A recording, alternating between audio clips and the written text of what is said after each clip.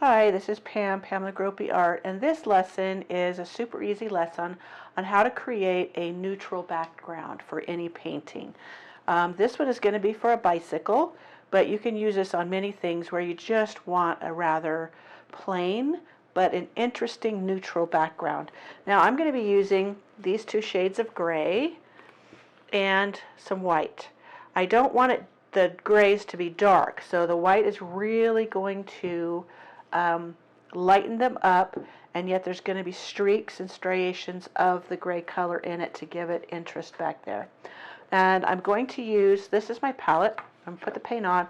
I'm going to use, this is a plaid one stroke sponge. It has interesting shape, or you can use a regular sponge or a round sponge.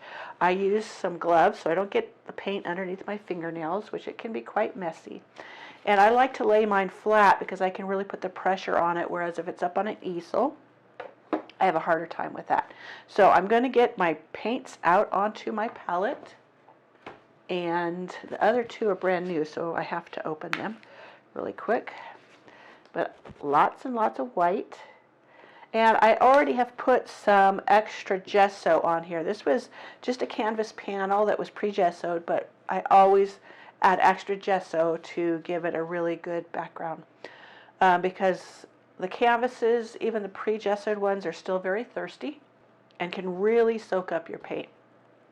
So adding the two extra coats of the gesso, which I have a post on the blog on how to apply the gesso to your canvases to create a great backdrop or base to paint on.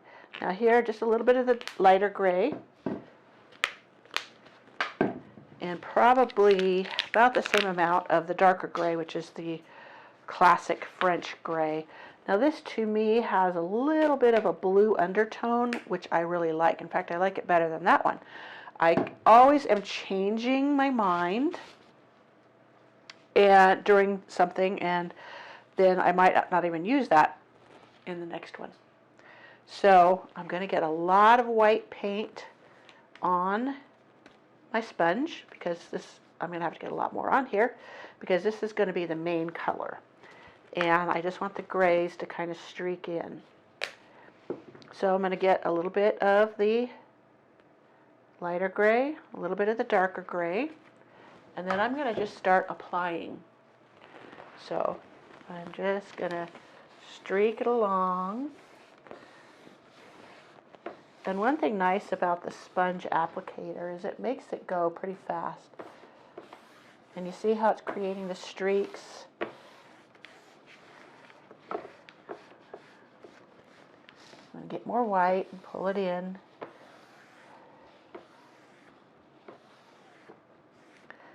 Don't overblend. I got to get more white. This is really got a lot to cover. So I'm just going to move it a little bit.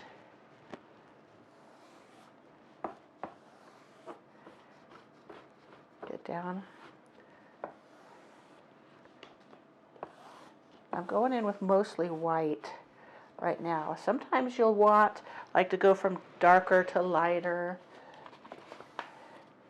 Oops, see, I got the end down here with some paint on it, but that's okay. We're all going to be blending it in. And you see the lighter gray color has a little more brown to it, steel gray, than blue to my vision here. And I keep adding more white because this is a big canvas.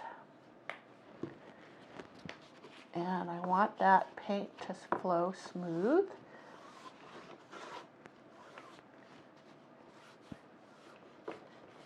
Okay. Am I getting off camera there? I'm sorry. But I just am going, this is a big canvas, so this is a 16 by 20. And I'm going to get white in here and a little touch of the darker gray. You see that?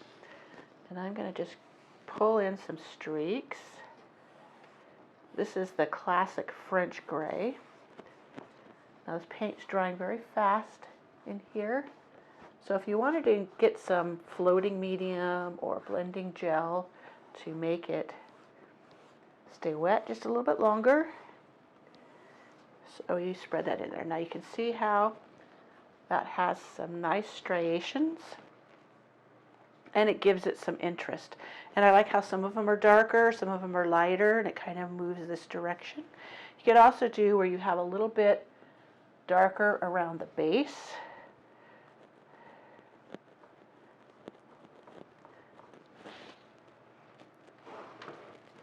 Darker around the base. Just blend it up a little bit. Just lightly go ahead and blend it in there. Now there's not any reason that you couldn't come over this with another coat of something else after you've put your design on and you want to change the background. That's fine. This is a fabulous neutral background. And I have mine sitting up on some boards so I'm not getting paint on my protective cover on my table. But there you have a very neutral but interesting, because the striations of color gives it a bit of interest. So I'm going to let this dry, and then I'll come back and I'll put the design on. Acrylics dry very quickly.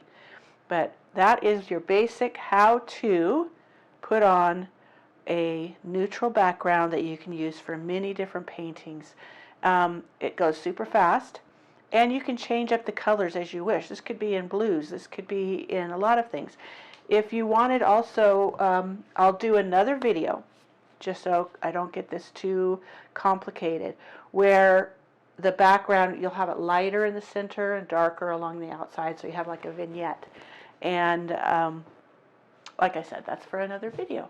So I hope you enjoyed this video and learned how you can do a simple yet easy background.